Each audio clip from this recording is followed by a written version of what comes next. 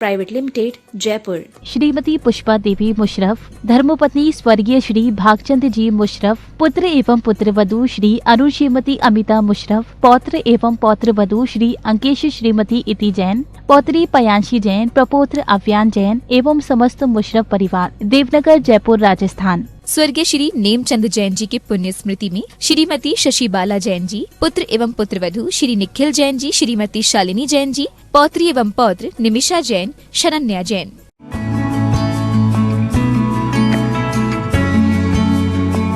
जय जिनेन्द्र नमि ऊर्णवढ्यमाणं परमपाणं जिणं तिशुद्धेन वोच्छामिरयणसारं सायारिणयार्धं मीणं। पंच परमेष्ठी भगवान की जय। द्वादशांग जिनवाणी माता की जय।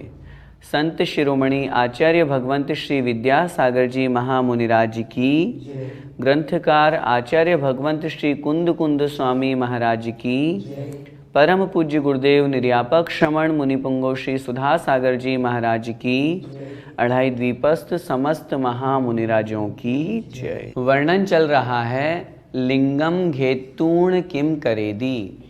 यदि कोई मात्र बाह्य लिंग को ग्रहण कर रखा है, अंतरंग में जिनकी आत्म भावना नहीं है, आत्मा के स्वरूप का ज्ञान नहीं है, आत्मा और अनात्मा,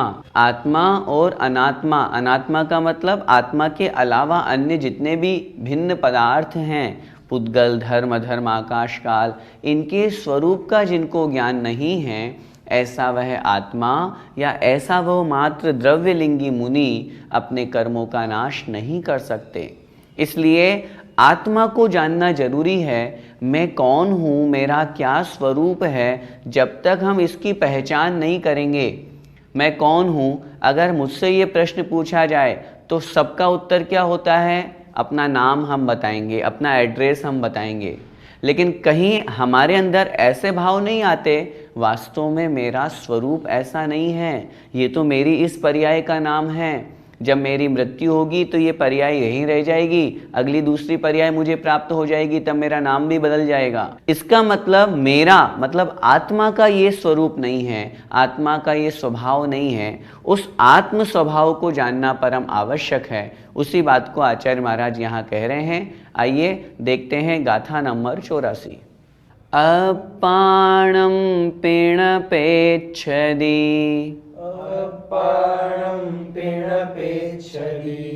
णमुणदि णविसद्हदि णभावेदि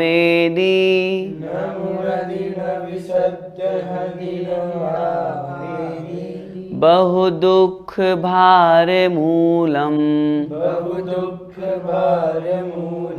लिंगम घेतूर्ण किम करेदी।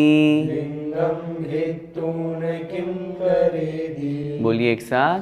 अपाणं पिणपेच्छदि णमुणदि णविसद्हदि णभावेदि बहुदुःख भारमूलम् लिंगम घेतूर्ण किम करेदी। आइए शब्दार्थ में आचार्य महाराज क्या कह रहे हैं देखते हैं। जो अपाणम पीण पेच्छदी, साधु मुनि महाराज की चर्चा है। जो साधु होकर, क्योंकि साधु की चर्चा कहाँ से हमने ग्रहण की? लिंगम घेतूर्ण से। लिंग को, बाह्य वेश को जो ग्रहण करके, तो बाह्य वेश से तात्पर्य मात्र बाहर से जो द्रव्य लिंग से मुनि है उन अपेक्षा से।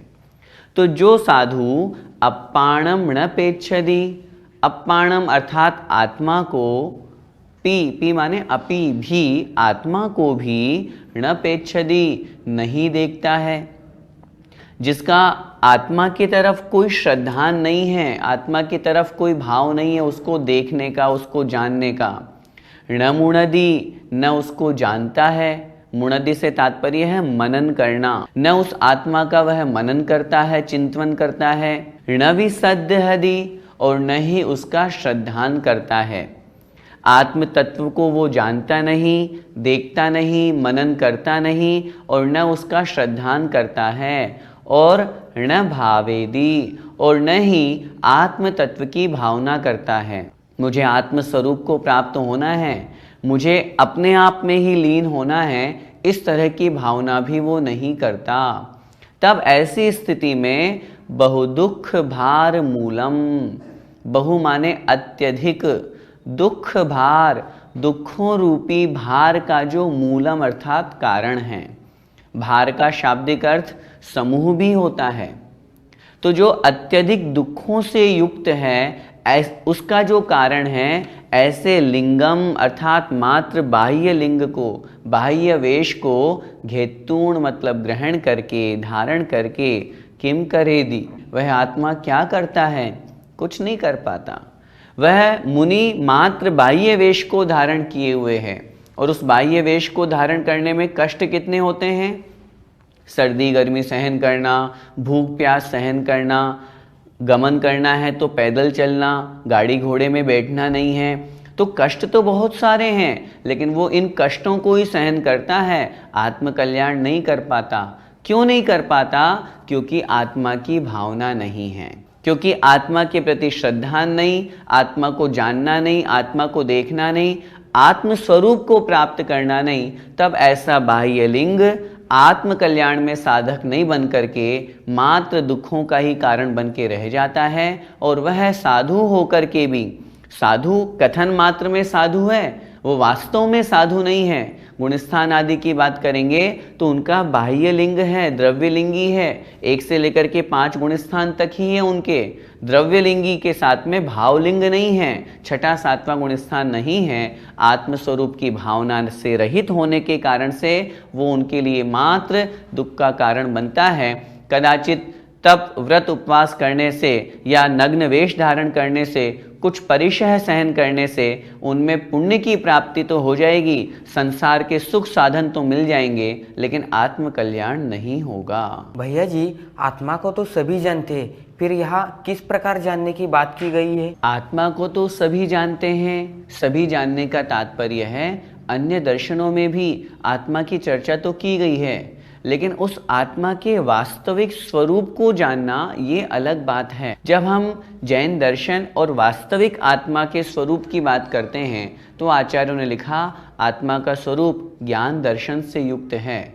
आत्मा किसे कहते हैं? जो ज्ञान दर्शन से सहित है, जिसका स्वभाव ही यही है अन्य वस्तुओं के प्रति राग द्वेष करना, क्रोध मान माया लोभ परिणाम करना, ये आत्मा का स्वभाव नहीं है। ये तो कर्मों से बद्ध आत्मा अपने विभाव रूप में परिणति कर रही है। तो आत्मा को जानने का तात्पर्य, जैसा कि यहाँ आचार्य महाराज ने बताया ना, जानना, देखना, चिंतन करना, उसकी भावना भाना, मैं आत्म स्वरूप को कैसे प्राप्त करूं, क्या करूं, ऐसा क्या पुरुषार्थ करूं जिससे मैं अपनी आत्मा को प्राप्त करूं।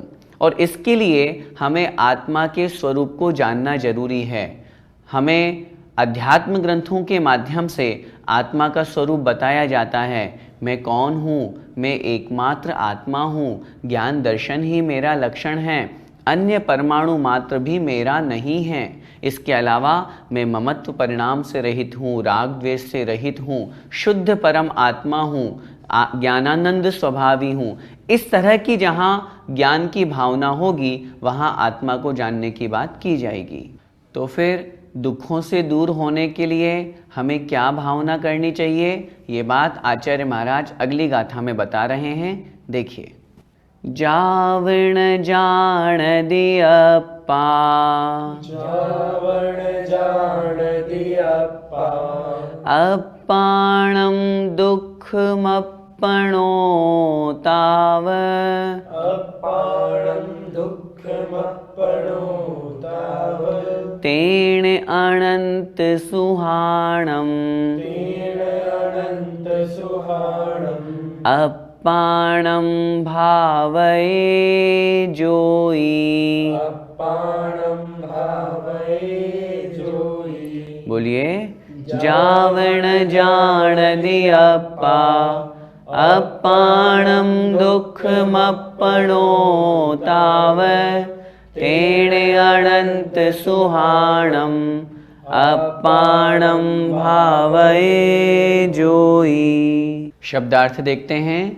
जाव न जाणई अप्पा, जाव अर्थात जब तक, अप्पा अप्पाणम न जानदी, अप्पा मतलब आत्मा, अप्पाणम आत्मा को, जब तक यह आत्मा आत्मा को न जानदी नहीं जानता है। आत्मा को जानने का तात्पर्य आत्मस्वरूप को जानना, आत्मा के स्वभाव को जानना।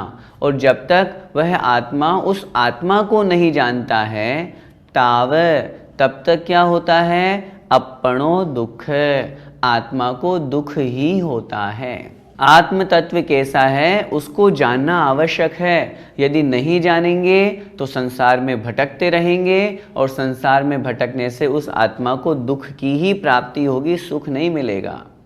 तो फिर क्या करें? तेण, इसलिए क्या करें? जोई मतलब जो योगी हैं, जो साधु हैं, मुनि महाराज हैं, जो योगों को अपने वश में किए हुए हैं, ऐसे साधु को क्या करना चाहिए? मात्र बाह्य वेश नहीं, उस बाह्य वेश के साथ में अनंत सुहाणम अप्पाणम भावये।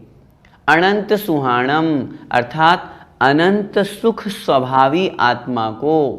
अनंत सुहाणम, हमारी आत्मा का स्वभाव कैसा है? अनंत सुख वाला है, शाश्वत सुख वाला है। ऐसे उस अनंत सुख स्वभावी अप्पाणम अर्थात आत्मा की भावये, भावना करनी चाहिए, उसका ध्यान करना चाहिए। उस स्वरूप को मैं कैसे प्राप्त करूं? उस अनंत सुख को मैं कैसे प्राप्त करूं? जो मेरी आत्मा का स्वभाव है उस तरफ उनका प्रयास होना चाहिए, उस तरफ पुरुषार्थ होना चाहिए, आत्म तत्व में लीन होना चाहिए। ये हमारा परम कर्तव्य है। क्यों? यदि हम उस आत्मा को नहीं जानेंगे तो संसार में भटकते रहेंगे। अब तक हम संसार में भटक रहे हैं, उसका कारण ही यही है। हम अन्य पर पदार्थों को तो खूब जानते हैं, लेकिन आत्मा को नहीं जानते, और आत्मा को नहीं जानने के कारण से हम संसार में भटक करके दुखों को प्राप्त करते हैं। और जिसने आत्मा को जान लिया उसने सब कुछ जान लिया। जो आत्मज्ञ हो गया वह सर्वज्ञ हो गया, और उसने मोक्ष परम पद को प्राप्त करके उस अनंत सुख का वो प्राप्त करते हैं, अनंत सुख से युक्त हो जाते हैं, जो आत्मा का स्वभाव है। भैया जी, जब आत्मा का स्वभाव अनंत सुख रूपी है तो यह वर्तमान में प्रकट क्यों नहीं होता है? हमारी आत्मा अभी स्वभाव में है या विभाव में, पहले ये तो हम समझ लें। स्वभाव होना अलग बात और स्वभाव को प्राप्त करना अलग बात। अभी हम सब संसार में हैं, कर्मों से युक्त हैं, और जब तक आत्मा कर्मों से सहित है वह विभाव में है। जब कर्मों का नाश हो जाएगा तो हम अपने वास्तविक स्वरूप को, वास्तविक स्वभाव को प्राप्त कर लेंगे। अनंत सुख निश्चित रूप से आत्मा का स्वभाव है, लेकिन उस अनंत सुख को प्रकट करने में मोहनीय कर्म आड़े आ रहा है। उस मोहनीय कर्म के कारण से हम उस सुख को प्राप्त नहीं कर पा रहे हैं, अथवा अंतराय कर्म के निमित्त से उस अनंत वीर्य में, अनंत सुख में बाधा उत्पन्न हो रही है। इस दृष्टि से कर्मों से युक्त होने के कारण से हमारा आत्मा मोह से ग्रसित होने के कारण से उस स्वभाव को प्राप्त नहीं कर पा रहा। इसीलिए तो आचार्य महाराज यहाँ कह रहे हैं हमें आत्मा के स्वभाव को समझना है। आत्मा को नहीं समझेंगे तो फिर आत्मा के स्वभाव को कैसे जानेंगे? आत्मा का लक्षण क्या है उसको कैसे जानेंगे? और फिर जब हम ये जान लेंगे कि मेरी आत्मा का ये स्वभाव है, मुझे वो प्राप्त करना है, तो हम उसके लिए पुरुषार्थ करेंगे, उसके लिए आगे बढ़ेंगे। अभी हमें सुख नहीं मिलता संसार में, लेकिन जब हम उस अनंत सुख की खोज में आगे बढ़ेंगे तो कर्मों का नाश करके उस शाश्वत सुख को प्राप्त करेंगे। वही मेरी आत्मा का स्वभाव है, और इस आत्म स्वभाव को जिन्होंने प्राप्त कर लिया वे सब सिद्ध भगवान हैं। आज की कक्षा में बहुत सुंदर विषय आया, आत्मा को जानने की बात। मेरा आप सभी लोगों से निवेदन, हम सब लोग सुबह से लेकर के शाम तक पूरे 24 घंटे उलझे हुए हैं अन्य पर पदार्थों में। सोचिए जरा अपने जीवन के बारे में, हम क्या करते हैं? मंदिर जाना, पूजा पाठ करना थोड़ी देर कर भी लिए, उसके अलावा पूरा घर गृहस्थी के काम में, व्यापार में लगे हुए हैं। हम अपने बारे में तो सोचते ही नहीं हैं, हमें टाइम ही नहीं है। जब मंदिर जाने के लिए, पूजा पाठ के लिए कहते हैं, तब भी कहते हैं हमें टाइम ही नहीं है। किसके लिए टाइम है हमें? हम समय कहाँ निकाल रहे हैं? कहीं हमें ये तो सोचना एक बार पड़ेगा, मैं कौन हूँ। मैं आपसे निवेदन करना चाहता हूँ, अपने 24 घंटों में से हम पूरे 23 घंटे 55 मिनट अन्य पर पदार्थों के लिए निकालते हैं। वैसे तो 24 घंटे ही निकालते हैं सबके लिए, परिवार के लिए, शरीर के लिए, समाज के लिए, सब दूसरों के लिए कर रहे हैं, परोपकार में लगे हुए हैं। स्वोपकार कब करेंगे? आत्मा के बारे में कब जानेंगे? मैं ज़्यादा नहीं कह रहा, अभी से शुरुआत करें तो कम से कम 5 मिनट हम अपने आप के बारे में सोचें। कुछ नहीं करें, सिर्फ आंख बंद करके और ध्यान में बैठने का अभ्यास करें और जितने विकल्प आ रहे हैं उनको दूर करने की कोशिश करें। अन्य पर पदार्थ और स्वरूप समझें, ये शरीर मेरा है? नहीं नहीं, मेरा नहीं है। मेरा होता तो हमेशा मेरे साथ रहता। अन्य पर पदार्थ, मेरे रिश्तेदार, मेरे संबंधी सब मेरे हैं? नहीं, ये भी मेरे नहीं है। क्यों? ये मुझसे भिन्न है। मैं तो एकमात्र आत्मा हूँ और उस आत्मा के स्वरूप को जो हमने अभी समझा उसका चिंतन करें, तब तो हमें अपने आप के बारे में समझने का समय मिलेगा। यदि हम अपने आप को समझेंगे तो सब कुछ समझ लेंगे, और यदि हमने अपने आप को नहीं समझा और सब कुछ को समझने का अभ्यास और प्रयास भी किया तो कुछ भी हाथ नहीं लगेगा। हम आत्मा को समझें, अपने स्वरूप को समझें। इसी मंगलमयी भावना के साथ बोलिए द्वादशांग जिनवाणी माता की जय। जय जिनेंद्र।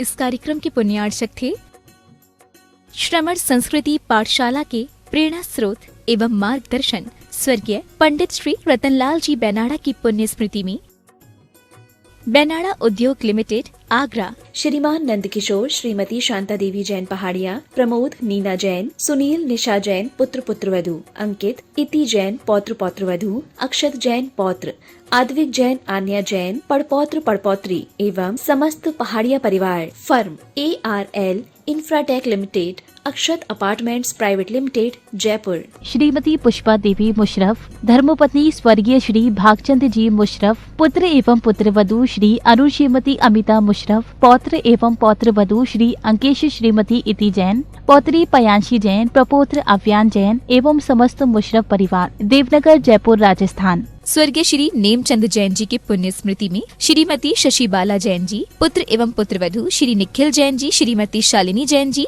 पौत्री एवं पौत्र निमिषा जैन, शरण्या जैन।